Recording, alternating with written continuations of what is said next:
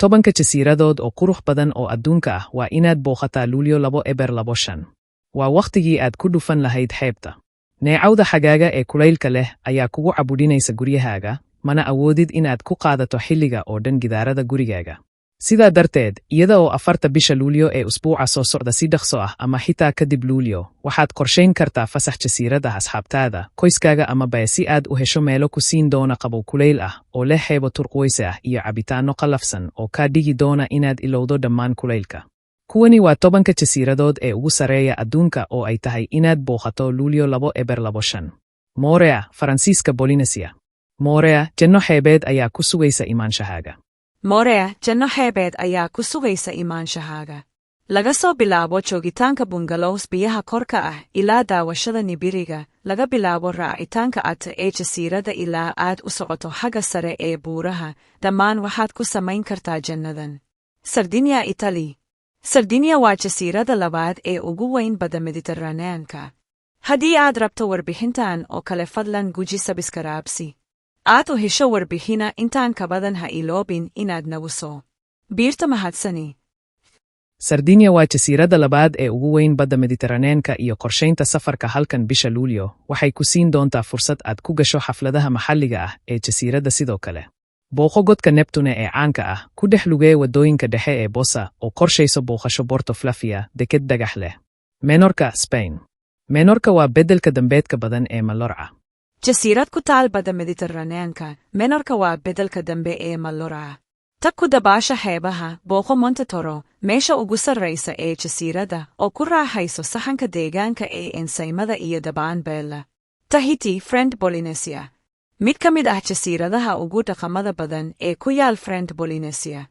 Mid ka mid ah jasiiradaha ugu dhaqanka hodanka ah ee Faransiiska Polynesia waa Tahiti. Qofku wuxuu samayn karaa dhaqdhaqaaqyo dhaqameed oo kala duwan, wuxuu si qoto dheer ugu dhex quusi karaa biyaha buluuga ah ee turquoise, wuxuuna yeelan karaa dhadhamin cunnada xeebaha ee quruxda badan inta lagu jiro Luulyo. Jasiiradaha Cayman.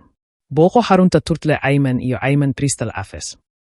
Ku dhex dar biyo turquoise ah oo ku yaal xeebta caanka ah ee Seven Mile waa qasab markaad booqanayso jasiiradaha Cayman.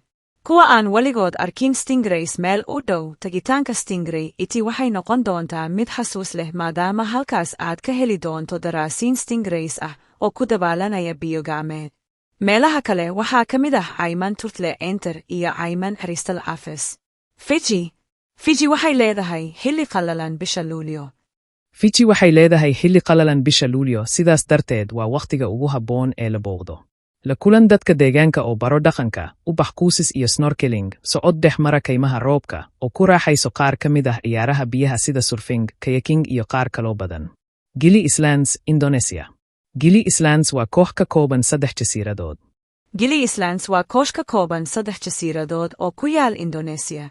Ku quuso xeebta, qorraxdu ku maydh ciida dusheeda, ku raaxayso nolosha habeenkii caanka ah, oo dhadhami qaar ka mid ah cuntooyinka Indonesian. Braslin, Seychelles. Heerkulka ku dhow 27 darajo Celsius oo leh cirro cad. Bishii Luulyo, heerkulka Braslin, jasiirad ku taal Seychelles halkaas oo heerkulku ku dhow yahay 27 darajo Celsius oo leh cir cad.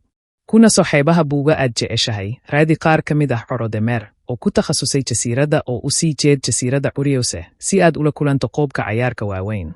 Bonaire, Karibiyaanka Netherlands. Bonaire bisha Luulyo waa jannada quusiye kasta. Bonaire bisha Luulyo waa jannada quusiye kasta. Waxay ku taal Netherland, jasiiradu waxay leedahay beerta badweynta qaranka ee Bonaire oo leh in ka badan 5 goobood oo quusin ah oo aad ku arki karto nolosha badda ee gaarka ah ee jasiiradaha. Taageerayaashaas dabayl-mareenka ahi waxay garaaci karaan xeebta Sorobon. Ha ka maqnaan guryaha milixda iyo nolosha xoolaha ee jasiiradaha. Farasan Islands, Saudi Arabia. Maldives ee Sacuudi Carabiya. Jasiirad ka kooban in ka badan 17 jasiiradood, jasiiradaha Farasan waxaa loo yaqaan Maldives of Saudi Arabia, waxayna bixiyaan nasteexo weyn oo leh xeebo ciid cad, biyo cad oo cad, muuqaal badeed, kalluumaysi iyo snorkeling. Afeef, talooyinka safarka ee lagu bixiyey maqaalkan waxaa loogu talagalay ujeedooyin macluumaad guud oo keliya. Xaaladaha cimilada, la talinta safarka, shuruudaha fiisaha, iyo gelitaanka ayaa laga yaabaa inay isbedelaan, marka waa lagama maarmaan inaad ka hubiso guddiyada dalxiiska ee rasmiga ah iyo wararka dawladda ka hor inta aanad qorshayn safarkaaga. Helitaanka hawlo gaar ah iyo degaan ayaa laga yaabaa inay kala duwanaadaan xilliyada qaarkood. Had iyo jeer tixgeli tilmaamaha caafimaadka deegaanka, xeerarka deegaanka, iyo taxadarada badbaadada markaad booqanayso jasiirad kasta. Akhristayaasha waxaa lagu dhiirigelinayaa inay si mas'uuliyad ku jirto u qorsheeyaan oo ay si waarta ugu safraan si ay u ilaaliyaan jannadan dabiiciga ah.